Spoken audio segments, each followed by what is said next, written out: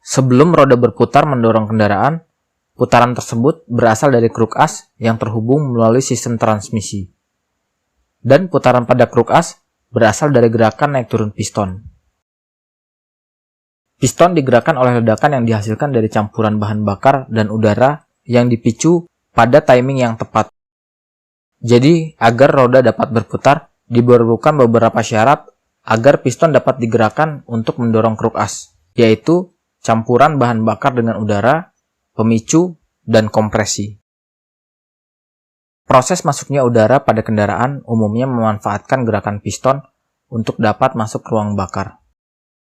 Ruang bakar yang kosong akan terisi udara jika piston bergerak dari titik mati atas ke titik mati bawah dengan kondisi klep hisap terbuka. Udara akan mengalir dari atmosfer ke ruang bakar yang tekanannya lebih rendah. Pada mesin bensin, udara dapat dicampur dengan bahan bakar sebelum masuk ke ruang bakar atau langsung di ruang bakar. Pada mesin diesel, bahan bakar akan dicampur langsung ke ruang bakar dengan menggunakan injektor. Jumlah bahan bakar yang dicampur dengan udara tidak boleh kurang dari batas tertentu agar pembakarannya tetap dapat mendorong piston. Dan juga tidak boleh melebihi batas stoikiometriknya, karena membuat bahan bakar terbuang percuma tanpa mengalami pembakaran.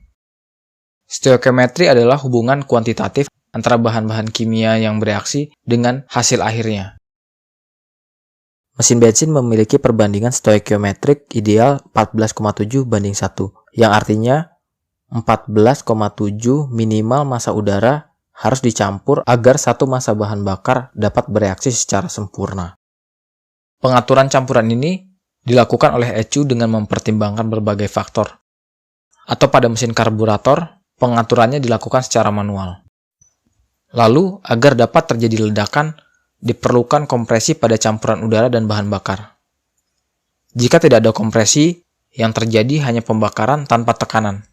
Pembakaran tersebut tidak akan mampu mendorong piston ke titik mati bawah. Rasio kompresi mesin bensin berkisar antara 1:8 hingga 1:14. Dan yang terakhir adalah pemicu.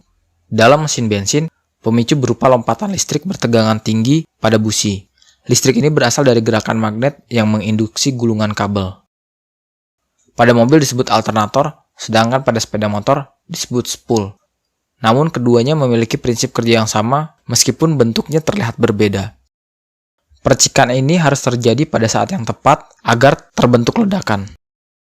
Sebelum listrik masuk ke busi, listrik tersebut terlebih dahulu ditimbun di kapasitor yang berada pada ECU atau CDI. Lalu ECU akan melepaskan listrik tersebut jika posisi piston sudah berada tepat sebelum langkah pembakaran. Posisi piston tersebut dipantau melalui sebuah benjolan pada magnet. Benjolan tersebut akan memicu sinyal jika berhadapan dengan pulser. Sinyal tersebut akan dikirim ke CDI untuk melepaskan timbunan listrik menuju coil untuk dilipat gandakan tegangannya sebelum masuk ke busi.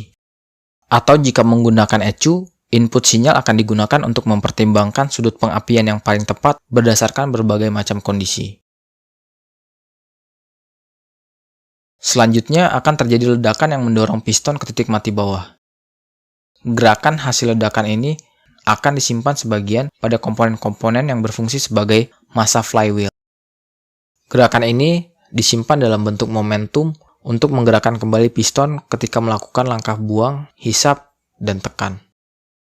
Jadi agar mesin dapat menyala secara terus-menerus, keempat hal ini yaitu bahan bakar, udara, pemicu, dan kompresi harus terjadi bersamaan.